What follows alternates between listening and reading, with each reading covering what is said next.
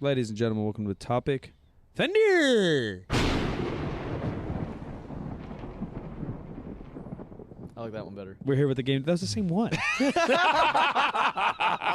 think he's got just 1,000 fucking Thunder and Lightnings on there? The fuck you like that one? This isn't the top 10 hits. It's fucking Thunder, idiot. It's just a playlist on Spotify. Yeah. Top 10 Thunder Thunder. That Thunder really did hit better. Wow. We got 10 minutes for taking y'all's questions. We got the hot topics of the day. 3sb.co, new game day collab out. Check it out right now. Deadlifts aren't worth it unless you're specifically training to get a stronger deadlift. Now, a lot of people say this, and they're talking about risk and reward. I don't know what the reward is, and I don't know what worth it is first.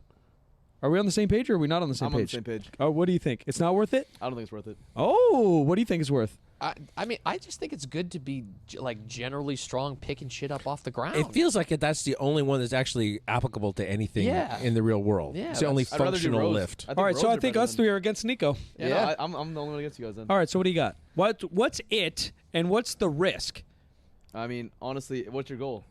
It is probably like a stronger physique. Okay. A stronger physique, generally stronger than, or stronger physique, better muscle like development. All right, yeah, let's go very broad. Let's say it, because everyone just says that. Risk versus reward. Well, what's your reward, right? Because I agree with you. It depends on your goals. And then everyone says it's not worth it. Getting injured. Yeah, but literally, I've never met someone who's actually been injured. Like, you can slip a disc, but the chances of it coming from a deadlift and pinpointing it to a deadlift is near impossible. Because all the same people that are doing that are sitting at their desk all day. They're probably sleeping in shit beds. They're probably eating like shit. They're probably not getting enough walks. You know what I mean? And, like, how do we point that the 10 minutes max of actual deadlifting you do a month, right, if we're talking actual weight in your hand in gravity, is doing it? I did see a guy rip out like quad tendons in both legs deadlifting in a meet one time. I don't want to offend your friend, Jim, but I imagine PEDs are highly involved. So I'm assuming it was an APF meet. So it was not my friend. It was an APF meet, and I agree with you. Yeah, so like then the deadlifts aren't it. The PEDs are it. So here's the only argument I get from the world is that what muscle are we targeting? We're spreading these muscles across the stimulus across the body, which is actually a very bad argument because, so let's say we're trying to focus on the hamstring, and I think Joe's going to be on the same page. I see him nodding. He likes it. So say we're trying to focus on the hamstring, and we do an RDL, and I'm going to use, let's just, I'm going to say my max load, right? We're making up numbers to keep it clean and cut. My max load on an RDL will be 70-pound dumbbells. So I'm moving 140 pounds, and I'm really just targeting my hamstrings, which is impossible, by the way. But hypothetically, we're focusing on the hamstrings. Why wouldn't I then just want to handle 300, 400, 500 pounds and get my low back a bigger load and will actually overtax all the muscles? If you're using max loads close to failure, like we're talking about for hypertrophy or strength, anywhere in the RPE 7 to 10 range, and we're using more muscles, we're also going to be using more load. So it's not like one's just going to give out. Everyone's like, oh, my back's weak on my deadlift. Your back's not weak. You know, like you do any of these things in the big picture, the year, the 2 year, they're all going to work evenly if you're using proper-ish form. You don't even need perfectly proper form. The other argument I say, people say is like, there's no eccentric. Oh, well, the muscle, you know, for hypertrophy focus, we really want to worry about the eccentric. That's crazy. I didn't know that I could control my deadlift going down. And we all know the eccentric, you can handle more load 99% of the time. So what I do if hypertrophy was my goal is I would just deadlift really fucking heavy and I would tempo my way down there. And injury-wise, we can look at statistics, and I know Joe probably has the actual statistics or could look them up for us. Bodybuilding and powerlifting are literally like bottom 2 tier of any sport on the fucking planet, better than running in terms of risk of injury. So when people say risk-reward, are you not going to walk across the street? You're going to get hit by a car?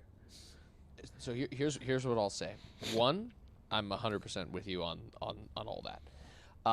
The only counter argument that I can give to play devil's advocate that I understand, and it's what our good friend JP. That's what I was thinking too. Never heard of him. Oh, true, Mr. JPG, is that there are going to be certain movements that are better for one particular thing. And if that is where your goals lie, like let's say you really want to bring up your hamstrings and then also not fatigue those other body parts so that you can focus on them when you want to focus on them, I understand that argument completely. It's all about Yeah. priority, basically. That's what But I'm trying to say. even that, I would argue that because they argue the eccentric and the specificity of a muscle or what you're actually throwing stimulus at, then I think my argument still wins. Why wouldn't you just handle heavier loads and use it on a slow eccentric? Right? Like, there's no way my hamstrings are going to grow maximally because, again, we can't truly isolate it on an RDL. No. Right? No. So where our glutes, our low back, our traps, our grip, I know straps, are still being used. And when I'm using 140 pounds, right, doing a shorter range, why wouldn't I just load up a deadlift, control it eccentric, and fully stimulate all the muscles? Yeah, so there's, again, what I can tell you. So do you guys know who Chris Beardsley is? Yep. So I'm actually in the middle of a mentorship with him, and this is something that I didn't really understand very well, but he's kind of talked to me a little bit about this, is that just because we're using more load doesn't necessarily mean that we're getting more stimulus. For sure. Not directly. So, like, again, when it comes down to it, like, if you're able to accurately say that your 140-pound dumbbell RDL, more of that load is being moved by the hamstrings, then technically speaking, that might be better if your goal is to improve your hamstrings. But my whole idea would be that you would be able to lift more with a full deadlift. Right. And then RDL it down. Right. And you could use the eccentric to focus the same musculature as you would with an RDL. Right. And you would use the same form. Yeah, and that's where I'm with you. Yeah, that's you know where what I'm I mean? with you. But it's like I see the argument. Yeah. And I don't think there's that, like, absolutely no logic to it. But yeah, I'm in the exact same boat. Because I would tell JP that too. And I agree with 99% of everything JP says. Yeah. So basically, the only thing I'd say with that is just like, say someone does, like, for example, the 400-pound, 500-pound deadlifts that you're talking about, and then they want to go to, like, hamstring curls or something that, like, focuses their hamstrings. Like, how would they be able to push it the same way they'd want it to if they were fresh in comparison to having the deadlifts before that? But why would you want to? Because you don't want to be fresh. The goal of hypertrophy training, if we're talking purely hypertrophy, because that is the better argument, right? Because we all strength training, we know deadlifts are dope. So if it is by hypertrophy, like, why would you want to be fresh? So you can push more weight for those working sets. So But you would push more weight previously. So the argument actually works both ways in that case, especially with hypertrophy.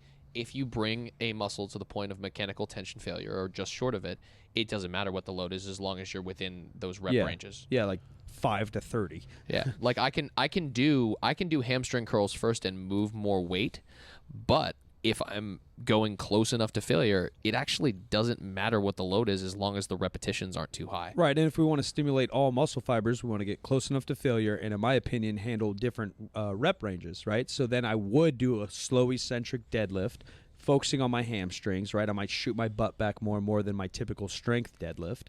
And then I would handle a hamstring as heavy as I can for that day or program it on a different day. And I would do more like 8s to 15s on there. Yeah. You know what I mean? Like, you don't want to max out 5s on a fucking hamstring curl. Like, the pad, the machine, it just doesn't feel good doing that. Yep. You know what I mean? Yep. That's what I would say. And I think, to be honest, and I think I could have a good debate with JP. I wanted to do it in person rather than via this, although he loves me, so he won't be offended. We would have a good debate on building your physique with the barbell before you refine it. Because he used to deadlift, squat, and bench very, very heavy, and he had a dope physique. I'm not saying that's optimal, but a lot of times people look at where these creators and coaches are now and what they do now, but what built JP over the last 10 years. Right, because I remember we had these very conversations when we lost to talk a lot more powerlifting, where people are like, "Yeah, I'm doing what Dan Green's doing." I'm like, "Well, what did Dan Green do 10 years ago? He's pulling 850 now. You can't do what Dan Green's doing right now because you're not Dan Green." Yeah. You know what I mean? Yeah. The thing that I dislike most about, like, short form content being so popular these days is there isn't that level of nuance to it. Right. And I think Context. too many people, I think too many people lack that context and are just like, oh, if I just do exactly this, no matter where I am, I'm going to be better off. And it's just like the argument against compound lifts is also the argument for it. Like, the whole point in doing a lift that works so many muscles is, like, yeah, you're not going to get maximal hypertrophy on any one particular muscle, but you're going to get a lot of bang for your buck. And especially if you're newer, that's kind of what you want. Like, I don't want to be trying to, hammer my quads away with dumbbell split squats and leg extensions when I can probably do a bunch of barbell squats and also get good hypertrophy on hamstrings, You do front glutes, squats, whatever. Joe. And on the same note, to that is why do we have to eliminate one to add one? Yeah. So the big thing on TikTok right now is RDLs, right, with the dumbbell. Why can't I heavy-ass deadlift or heavy eccentric deadlift, tempo deadlift, basically, before that, and then go do hard-ass RDLs? There's no reason why we can't. And that's how I tier everything. So I do heavy-ass 5s, tempo deadlifts. Then I would do like 8s to 10s RDLs, because obviously handling dumbbells will make that a little bit easier. There's not probably heavy enough dumbbells for some people to do 5s for. And then I would do 10s to 15s on a hamstring. I think people are just getting soft. They're getting soft. No, that's it. yeah. And if you can perform a powerlifting style deadlift to max technique, then my RDLs are much more likely to be efficient. Yeah, rather than just learning that thing. So I don't know why it's always an and not like, or why it's always an or and not an and to me. Yep. That's my biggest issue here. And I do think a lot of it is being soft because deadlifts are hard and hurt. Yeah, well, you know what's funny is I get so many kids on. I say that like I'm so old.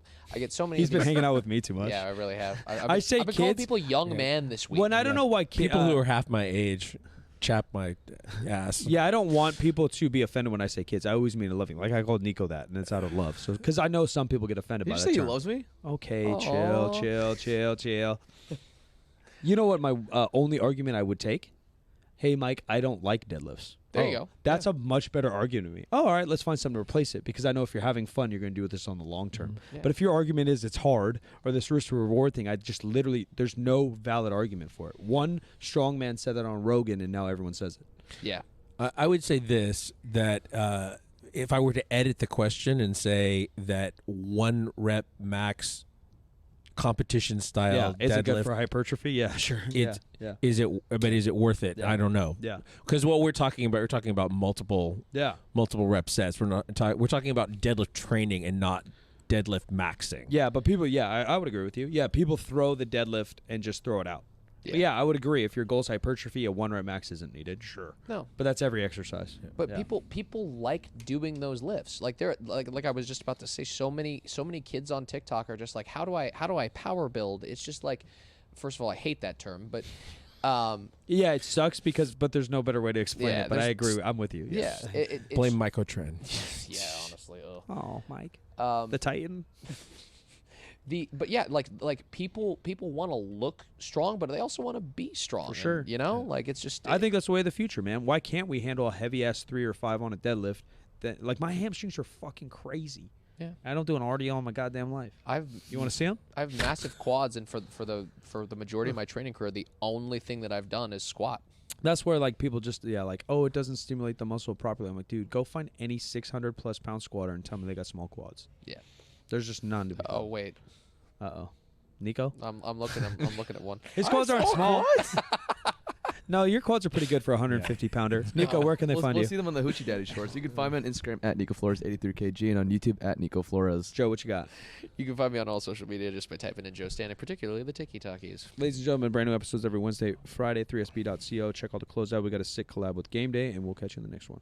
I am at the Jim McDonald on all those social media. This show is 50% Brain dead. 50% facts, where percent is a number and 50 is just words. No, it's the other way around. 50% Facts is a Spreaker Prime podcast association with iHeartMedia on the Obscure Celebrity Network. It was getting better, Jimbo. I'm gonna go jump off a bridge now.